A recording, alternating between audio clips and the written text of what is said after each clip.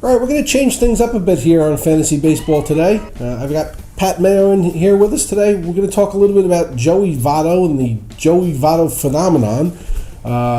Pat is very well versed in Votto, aren't you, Pat? Very much so, yes. Okay. Joey had a good night last night. He went 3 for 4. He's batting .322. He's got an on-base plus slugging percentage of .927, but he's got just 16 RBI. So we've got an influx of email wanting to know what the heck is going on here. What do you attribute this to? Well, you take a look at his advanced stats, and nothing seems all that out of the ordinary. He's walking at basically the same rate. He's striking out at basically the same rate. His batting average of balls in play is .402 this year. Last year it was .404. Everything is normal, so you have to dig a little... Except for the RBIs. Except for the RBIs. And, a lot of that can be... now with Sin-Soo Choo leading off, he's getting on base like a machine, but Zach Cozart still hits second, and he doesn't get on base. So maybe there's just fewer opportunities for him to drive in runs. Well, here's something interesting. The Reds' number 2 hitters are only hitting... they only have an on-base percentage of .269. That's not good. On the on-base. So there is something to that. Well, you can see how often Votto's getting on base, because just look at Brandon Phillips' RBI total. It's astronomical. Well, nobody's complaining that he's not getting on base or hitting for batting average, but he's got 11 RBIs with runners in scoring position, but he's only had 33 opportunities to do that. He's only gotten up 33 times with runners in scoring position. So he's batting .333 with running in scoring position, but that only translates to 11 RBI. But that's compelling by itself. That pretty much explains things. That absolutely explains things. I'm not willing to give him a total pass here because... What do you want him to do? Drive in ghost runners? Well, for one thing, he can drive it himself. Well, there's the big problem. He's only got 4 home runs, and I looked it up before we came on the air, and there are 92 Major League Baseball players that have more home runs than Joey Votto. That doesn't count the ones who were tied with him. More. And when people either paid for him in an auction draft or picked him in their draft, they thought they were getting a slugger. Balls are going to be flying over the wall, and other people were going to be scoring as a result of him hitting the ball. But why would they think they were getting a slugger? Joey Votto's not a 50 home run guy. He's a guy who should hit 30 to 35 home runs. That's fair. If you normalize he's been in the league 7 years. Yeah. And he's averaging 29 home runs a year. Okay, so... he's not going to come anywhere close to 29 home runs at this pace. At this pace, no, but It's going to be about half. Yes, at this pace, yes, that's absolutely true. But I still wouldn't put it past Votto to get back up to that number. The big thing is, you do mention the big thing about his power, and you look at his stats like isolated power. Last year it was 230. This year it's 151. So why is that? So what's isolated power? Isolated power is basically a better number for slugging. He's up there by himself. He's isolated. Yes, but slugging discounts things like it values a home run far more than it values a double, which isn't necessarily the case.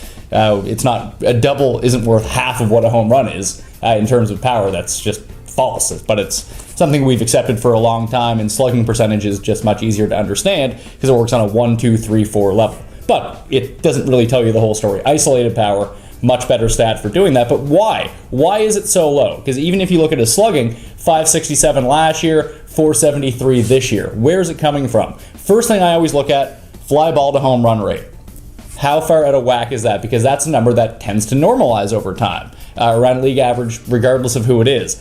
But it's no different. Last year, we're about quarter of the way through the season. But there's no difference in that number from last year or any of his career stats. Last year it was 15%. This year it's 14%. So the balls he's hitting in the air are leaving the air at the exact same rate that they were last year. He's just not hitting them in the air. That's been the key. His line drive percentage, exactly the same as last year, 30%. So three of every 10 balls he puts into play are line drives. The switch has come in his ground ball and fly ball rate. Last year he was hitting ground balls at a 38% rate. This year, 46%. And that's completely flipped from his fly ball percentage. Last year it was 32%. This year, 24% of balls he hits go in the air. Is it possible that he's just not the same? He had not one, but two surgeries on that left knee, which he pushes off of last year.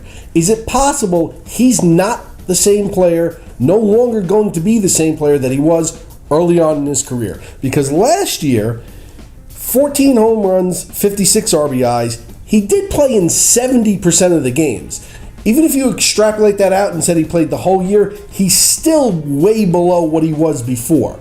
So is it possible that, I mean, he's got warning track power now. Or if you want to be polite, politically correct, he's a doubles hitter. Is it possible that this is what the new Joey Votto... He's Joe Mauer, is what he is right now. Well, it's still a bit more power than Joe Mauer. Not much. Not significantly, but it's almost identical guy right now.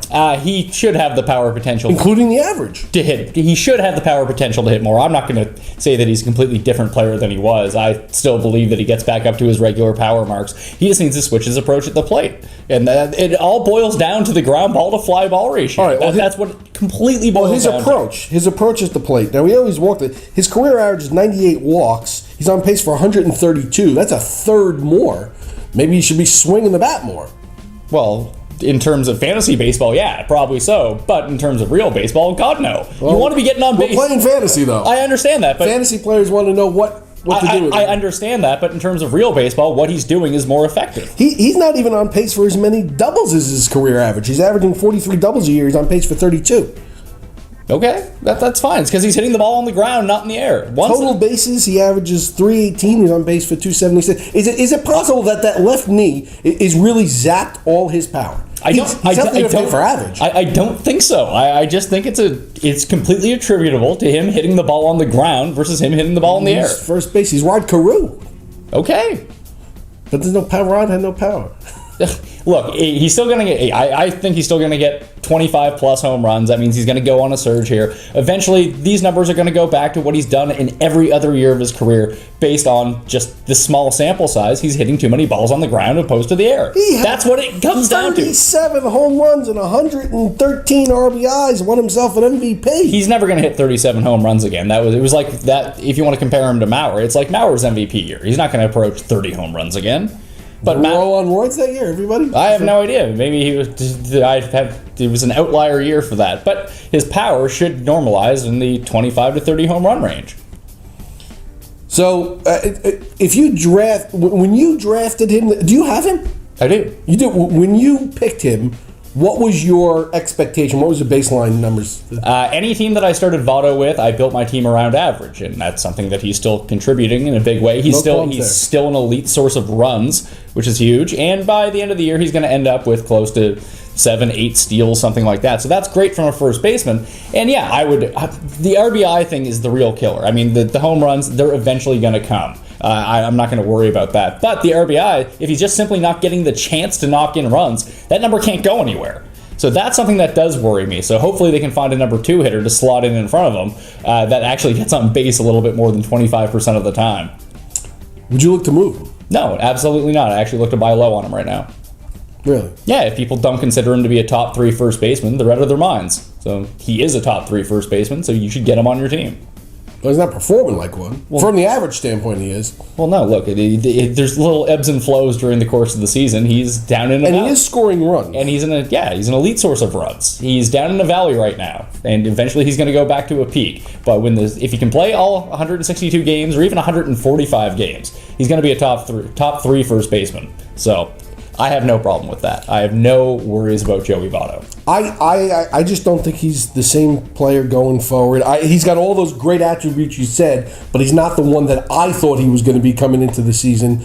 And I don't think he's going to be an RBI guy or a home run guy anymore. And I think he's going to be Joe Mauer, which is not a knock. It's just not what I thought he was going to be. And if that continues to persist, you're right. He wouldn't be a top 3 for first baseman. I just don't see this happening. Joey Votto, it's the ground ball rate. His ground ball rate has never been this high in his entire career. I would expect that to flip back over. Could that be because of his knee? Some way, I don't know, possibly, but I wouldn't consider it to be I consider this to be more of an outlier stat, something that will normalize over time than something that's the new norm.